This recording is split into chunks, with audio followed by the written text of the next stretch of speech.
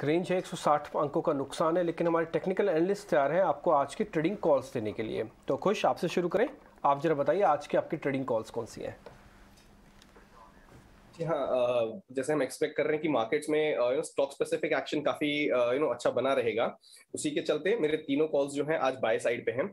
पहला है मारुति। इस स्टॉक के बारे में हम ऑलरेडी काफी डिस्कशन कर चुके हैं, but I expect this momentum to continue. Plus इसमें नया ट्रिगर है, इसकी जो ब्रेजा के ये वेरिएंट्स लॉन्च कर रहे हैं, that will also act as a fresh trigger for the stock to move up. Not that it needed one, because already काफी एक कंसोलिडेशन के बाद ब्रेकआउट दिया था। तो 8650 के टारगेट्स के लिए मारुति को आप यहाँ से भी बाय कर सकते हैं। 8400 का एक क्लोज स्टॉप लॉस लेके चलिए।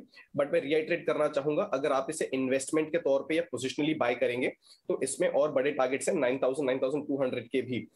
करंट लेवल्स बताए 8650, ये ट्रेडिंग पोजीशंस के हिसाब से हैं। जो मेरा सेकंड पिक है दैट इज टिमकेन। अब ये स्टॉक देखिए, हमने ना डिस्कस किया था ठीक एक महीने पहले, मई के एंड में, और तब हम डिस्कस कर रहे थे इसे 1950 2000 के लेवल से। तो वहां से स्टॉक ये 20% ऊपर है, and we all know where the markets have been during that time. तो बहुत इसमें रिलेटिव स्ट्रेंथ काफी अच्छी है। स्टॉक ने एक करेक्शन दिया है 2600-2700 के जो लेवल्स थे, जहां तक ये स्टॉक रन अप हुआ था, वहां से करेक्शन दिया है। But again that is in line with the market, and despite that the stock is 20% up. अब इस स्टॉक ने 2300 के आसपास बेस बना के अपना अप ट्रेंड रिज्यूम किया है।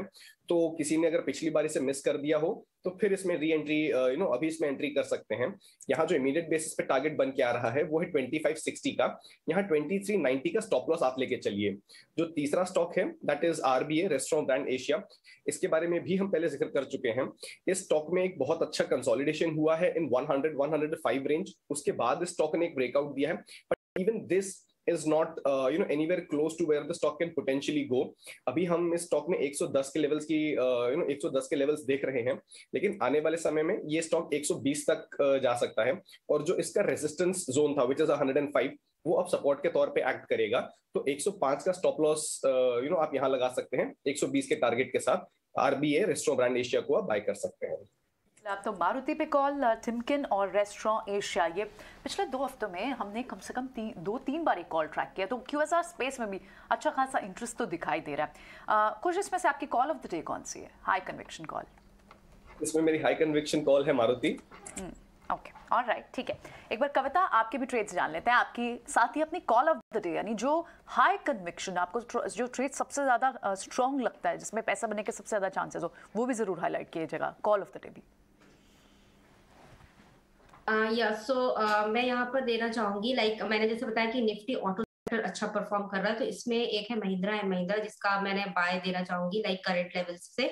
और इसका स्टॉप लॉस होगा 1098 का, और टारगेट हम इसको देख सकते हैं 1180 से 1205 के लेवल्स तक।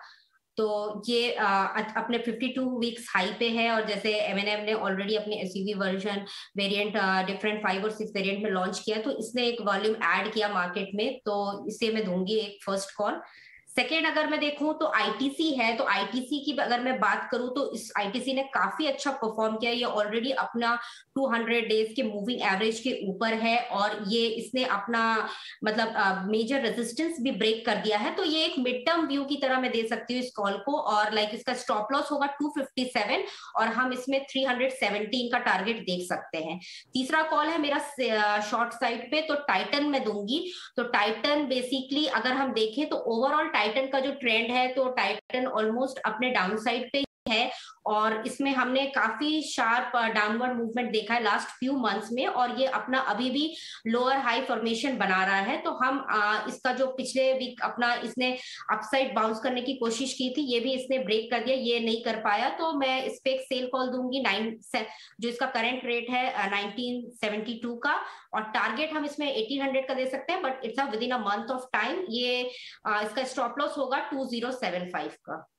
Mahindra and Mahindra of course खबरों में है, ऑटोमोबाइल स्पेस, और महिंद्रा एंड महिंद्रा तो पर्टिकुलरली अपने नए प्रोडक्ट लॉन्च के बाद लगातार खबरों में। इसके अलावा आईटीसी कमजोर बाजार में भी परफॉर्म कर रहा है, और इसी के चलते यहाँ पर आईटीसी पर भी, टाइटन पर एक बिकवाली की कॉल कविता की तरफ से। लेकिन चलिए अब हमारे साथ कुणाल बोथरा जुड़ गए हैं। Kunal, good morning. Sentiment global market से वीक आ रहे हैं, लेकिन भारतीय बाजार के लिए अब मंथली एक्सपायरी के ठीक एक दिन पहले गिरावट में खरीदारी का मौका ढूंढे या फिर कॉशियस हो जाए? I think good morning first of all. मेरे अनुमान से I think consolidation is the name of the game. I think मेरे मन से आई थिंक जो डेटा पॉइंट्स है इंडियन मार्केट्स पे वो काफ़ी बेटर थे कल भी।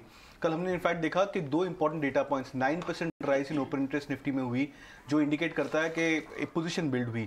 फिर हम गेज करते हैं एफआई नंबर्स पे, अगर एफआई इंडेक्स फ्यूचर्स के नंबर्स पे जाए तो जो नेट डिफरेंस था वो करीबन 4,000 3,500 4,000 कॉन्ट्रैक्ट का नेट एडिशन ऐड हुआ था। विच मीन्स अगर हम मार्केट की रिकवरी भी देखें, अगर सेकेंड हाफ से वीवैप से डिस्टेंस भी देखें, तो सारे फैक्टर्स में ये था कि कल की जो बिल्टअप थी वो लॉन्ग साइड में बिल्टअप हुई थी इंडेक्स में। तो जो 9% राइज है वो पॉजिटिव साइड पे है। हालांकि ग्लोबल क्यूज ऑफकोर्स नेगेटिव थे, तो उस वजह से एसडीएक्स निफ्टी डाउन ट्रेड कर रहा है। बट ये एक दूसरा जो इंपॉर्टेंट फैक्टर जो कल मैंने देखा कि 15,800 पे स्ट्रैडल शॉर्टिंग हुई थी कल इंडेक्स पे। स्ट्रैडल शॉर्टिंग मतलब 15,800 की कॉल और पुट दोनों में सेलिंग हुई थी, करीबन 210-220 के आसपास की प्रीमियम थी। तो ये एक इंडिकेट कर रहा है कि आज और कल, बिकॉज मंथली एक्सपायरी कल है, तो 2 दिन में मार्केट 15,800 के पास ही ट्रेड करना चाहिए।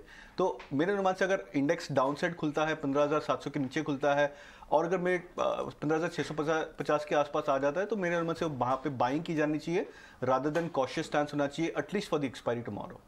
Alright, very interesting view. 15,800 यानी इस लेवल पर बियर्स को लगता है ये टूटेगा और बुल्स को लगता है इससे ऊपर जाएगा, तो ये इस वजह से आपने स्ट्रैटेजी बनाई। और कॉल्स आप क्या ले रहे हैं आज के लिए? तो आज की जो कॉल्स है वो एक लार्ज कैप स्टॉक्स में मैं फोकस करूंगा, जो रहेगा डॉक्टर रेड्डी पे specifically. I think classical chart बन रहा है, बुलिश फ्लैग पैटर्न बना चुका है स्टॉक, हालांकि 200 मूविंग एवरेज के नीचे ट्रेड कर रहा है, but on the verge of a breakout है, तो मैं इसको बाय के लिए सजेस्ट करूंगा। टारगेट्स रख सकते हैं 4,500 का, स्टॉप लॉस रख सकते हैं 4,300। MFSL मैक्स फाइनेंशियल सर्विसेज, ये भी एक इंटरेस्टिंग चार्ट बन रहा है। हालांकि स्टॉक अपने ब्रेकआउट पे अब तक आया नहीं है, बट वॉल्यूम्स, मोमेंटम इंडिकेटर्स वो ऑलरेडी ट्रिगर कर चुके हैं ब्रेकआउट शॉर्ट टर्म चार्ट्स पे। तो हो सकता है कि आने वाले कुछ एक दिनों में MFSL भी एक अच्छा breakout they they. Max financial service by के लिए रेकमेंड करूंगा, 850 का target, 795 stop loss. Alright, max financial और साथ ही फार्मा स्पेस कल भी अच्छा चल रहा था फार्मा स्पेस, और आज डॉक्टर रेड्डीज एक रिकमेंडेशन कुणाल की यहाँ पर आई। कुणाल, अगर इसमें दोनों में आपका हाई कन्विक्शन ट्रेड कौन सा होगा, जैसे हम call of the day actually we track and we highlight that also? तो मैं डॉक्टर रेड्डी पे ज्यादा प्रेफर करूंगा लार्ज कैप वाइज। ऑलराइट, तो लार्ज कैप स्टॉक, तो यहाँ पर कुणाल को भी लगता है कि अगर यहाँ से आपको डिप्स मिलते हैं, यहाँ से गिरावट देखने को मिलती है जो लग भी रही है, अभी आपको एक गैप डाउन बाजार देगा, तो ये अपॉर्चुनिटी बाय करने की होनी चाहिए। लेकिन as compare Nifty looks better than bank Nifty, ये एक व्यू भी निकल कर आ रहा है। चलिए।